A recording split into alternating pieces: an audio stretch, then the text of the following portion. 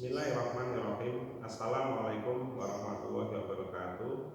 Sahabat semuanya, mari kita bersyukur kepada Allah Subhanahu wa Ta'ala. Pada kesempatan kali ini kita bertemu kembali dan kita bisa menjalankan ibadah puasa Ramadan. Pasti lapar kan kalau kita puasa? Nah, kaitannya dengan lapar, pada kesempatan kali ini saya akan berkisah tentang Nabi Agung Nabi Muhammad Sallallahu Alaihi Wasallam. Kisah ini diabadikan dalam hadis yang diriwayatkan oleh Jabir radhiyallahu anhu yang ditulis dalam kitab Riyadhus Shalihin jilid 1.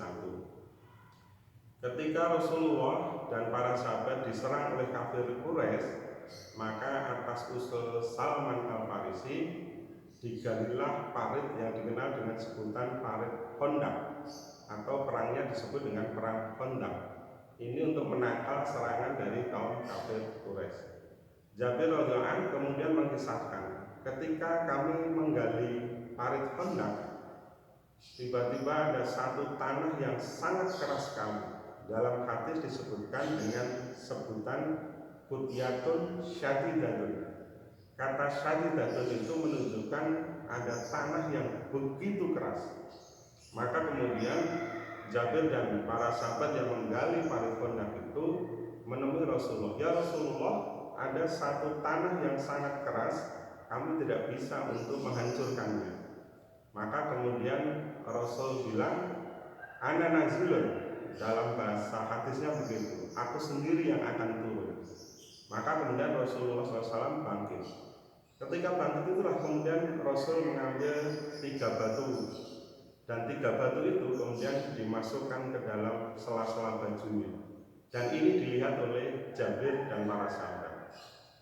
Maka kemudian Rasulullah SAW turun ke parit, kemudian mengambil cangkul atau linggis, kemudian memukul tanah yang keras tersebut.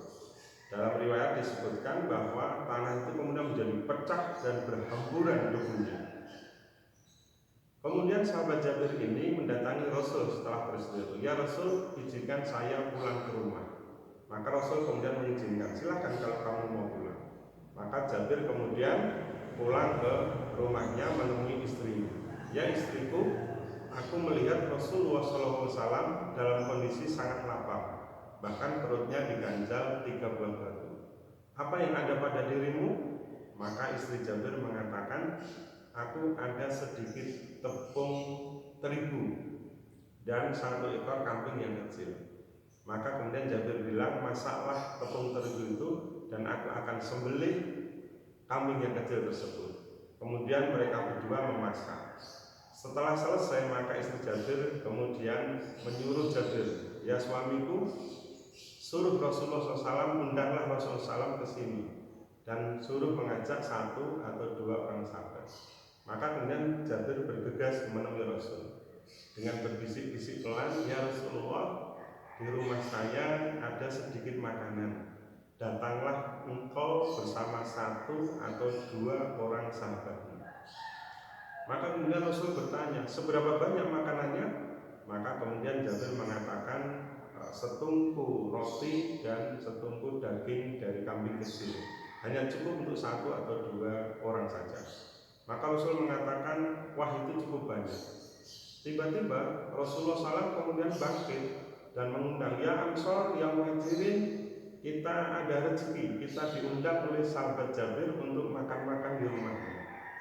Maka kemudian sebelum Jabir pergi, Rasulullah SAW mensabdakan, ya Jabir, segeralah engkau pulang, pesan sama istrimu, jangan sampai tungku dari roti-roti yang ada di tungku serta gulai kambing yang dimasak itu jangan diangkat dari tungku perapian sampai aku datang, kata Rasulullah.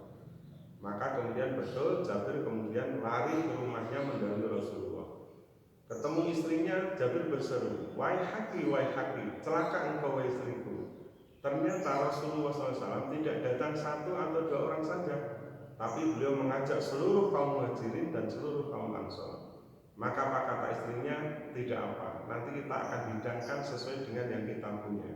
Allah dan Rasulnya yang Maha Tahu. Maka sampai di rumah Jabir, Rasulullah SAW kemudian menuju tempat perapian atau tungku, diletakkannya roti dan daging tersebut. Maka kemudian Rasulullah SAW memanggil mengambil para sahabatnya 10-10. Masuklah 10-10, antrilah, jangan berdesakan. Maka kemudian Rasul mengambilkan tepung roti, kemudian diambilkan gulai kambing. Diambilkan tepung roti, gulai kambing, terus begitu sampai seluruh sahabat yang datang ke situ itu merasa kekenyangan. Setelah kenyang, maka kemudian mereka kembali. Sebelum Rasulullah SAW kembali ke parit Khandaq tadi, kemudian Rasul mensabdakan, wahai Jabir, inilah berkah dari Allah Subhanahu wa Ta'ala. Daging sama rotinya masih sisa, maka bagilah kepada tetangga-tetangga. Sahabat sekalian, kita tidak akan membicarakan tentang bagaimana Rasulullah SAW itu lapar, karena lapar kita dibandingkan dengan lapar Rasulullah itu kalah jauh. Namun di sini sebagai seorang pemimpin negara, pemimpin ulama, dalam hadis itu disebutkan bagaimana keadaan kehidupan Rasulullah SAW yang sangat sederhana. Itu yang pertama. Yang kedua, makna hadis itu menceritakan tentang bagaimana kita harus bersikap qanaah, menerima apa adanya atas rezeki yang Allah berikan, kemudian disyukuri. Pelajaran dari hadis tersebut atau kisah tersebut, Rasul yang begitu luar biasa pemimpin umat, di saat begitu saja sampai lapar 3 hari tidak makan, mengganjal perutnya. Ini menunjukkan bagaimana sifat qanaah dan sifat kesederhanaan hidup dari Rasulullah SAW. Oleh karena itu, bagi kita yang mendapatkan kelapangan rezeki, marilah kita mencontoh kehidupan Rasulullah dengan suka berbagi seperti Jabir radhiyallahu anhu. Oleh karena itu, bersyukurlah atas nikmat yang Allah berikan. Jika ada kelebihan, apalagi kasus COVID ini begitu menyulitkan kehidupan semua lapisan masyarakat, maka mudah-mudahlah berbagi. Demikian kisah untuk siang hari ini, mudah-mudahan bermanfaat. Assalamualaikum warahmatullahi wabarakatuh.